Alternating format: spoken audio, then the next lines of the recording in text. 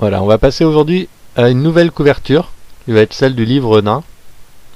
Donc moi j'ai bien connu l'armée puisque je l'ai fait également à l'époque. Je suis toujours en compagnie d'Adaptator qui va être là pour nous aiguiller un petit peu et commenter à son tour.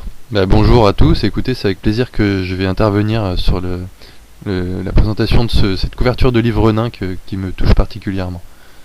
D'accord.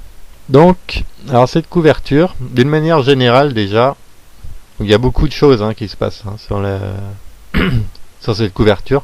Beaucoup de choses à dire. Déjà au niveau des couleurs, alors c'est des couleurs, ça va du jaune au orange. C'est des couleurs assez spéciales. Je sais pas ce que t'en penses. T'as quelque chose à dire pour les couleurs peut-être? Écoute, moi je la trouve tout simplement magnifique en fait, cette couverture en termes de couleurs. On a un ciel qui est illuminé, alors on sait pas trop si c'est des éclairs, on a un ciel nuageux, un fond d'orage en fait, finalement pour cette bataille dantesque entre les nains et les orques et gobelins, ces ennemis de toujours. Oui, donc ce qu'on va faire, on va commencer pareil avec les plans, avec le premier plan en bas, où le premier plan est vastement occupé par des gobelins en fait. Quand tu regardes, donc les gobelins qui sont les grands ennemis des nains, depuis toujours. Gobelins de la nuit. Oui, gobelins. Puisqu'ils vont les chercher dans les montagnes là, c'est plutôt des gobelins de la nuit justement qui sont dans les montagnes. Oui, gobelins de la nuit bien sûr. Donc si on les regarde, l'accent a été mis sur les têtes rusées et sournoises des gobelins. Parce que là, on en aperçoit un qui a une langue sortie. Ils ont le sourire aux lèvres, enfin ils ont le sourire jusqu'aux oreilles même, on peut dire. Qu'est-ce que t'en penses? Je suis d'accord, ouais, c'est la malice des gobelins, les dents, le nez crochu, les dents pointues, et puis voilà, les gobelins de la nuit, quoi, c'est ça. Voilà, donc ça c'est pour le premier plan. Si on remonte un petit peu, on a les porteurs du trône du pouvoir là. Alors, j'aimerais t'interrompre parce que moi je vois autre chose quand même devant et vraiment au centre. Moi je vois un brise-fer quand même.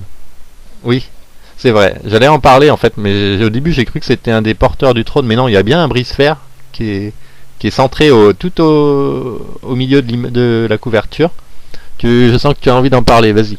Écoute, on sent qu'il est prêt à casser du gobelin, quoi. Il est prêt à les aplatir. Il a un magnifique casque orné d'une décoration naine en or.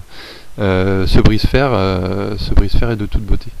Oui, puis il a le marteau, les deux mains sur le marteau, là il est prêt à rentrer dedans, j'ai envie de dire, il fonce dans la bataille là. Donc si on monte un petit peu derrière, on a toujours cette confrontation avec les gobelins, et là c'est cette fois-ci les porteurs du trône qui ont maille à partir avec eux d'ailleurs, et qui essaient de protéger à tout prix le roi sur son trône. Sur la gauche, ça doit être, je pense, des marteliers, oui. Voilà, ouais, tout à fait, ouais. Bon, alors toi, tu pars sur les côtés plutôt. On parlera du centre après. Alors. Ouais, donc sur la gauche, on a des marteliers, avec peut-être des guerriers derrière, je sais pas exactement. Martelier et brise-fer, peut-être même là, complètement à gauche, là. Je dirais que c'est un brise-fer, là. Ouais. Sur la droite, on a des tueurs. On les reconnaît à leur barbe rouge et au fait qu'ils sont souvent torse nu. Donc on a un bon éventail en fait de régiments connus de l'armée en fait qui protègent le trône. C'est un petit peu ça, le trône au centre et autour l'armée naine qui se débat comme elle peut contre les gobelins. Voilà, comme tu dis, bon là un petit peu les troupes d'élite, marteliers, brise-fer, tueurs. Donc prêt à en découdre avec les gobelins pour protéger, donc nous y voilà, cet élément central de la couverture en la personne de Thorgrim le rancunier. Voilà, donc alors Thorgrim, donc sur le trône du pouvoir, donc lui il est vraiment placé au centre de la couverture en hauteur. En fait je pense en regardant la couverture, c'est la première chose qu'on voit en fait, quand on voit pour la première fois. Ah moi c'est ce que je vois dès le début, c'est vraiment... Le personnage central, sa hache, son livre, son trône, voilà, il est présent. Voilà, donc c'est lui qui vraiment représente le plus sur cette couverture. Si on monte un petit peu, donc on a les bannières qui sont là sur le trône pour agrémenter un petit peu tout ça. Et on en revient à ce qu'on parlait tout à l'heure au niveau des couleurs et du ciel, avec le ciel orageux qui surplombe un peu toute la scène. Ouais, ouais, ouais. Vas-y. Donc, pour conclure, est-ce que tu as des choses à rajouter?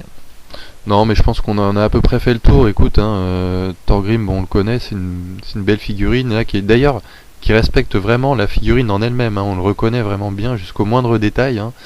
Le trône, le livre, la hache, tout ressemble à la figurine, donc ça fait plaisir à voir. Contrairement à l'espèce d'hybride de Nagash sur la couverture mort-vivant dont on a pu Oui, parler oui. dans la précédente vidéo.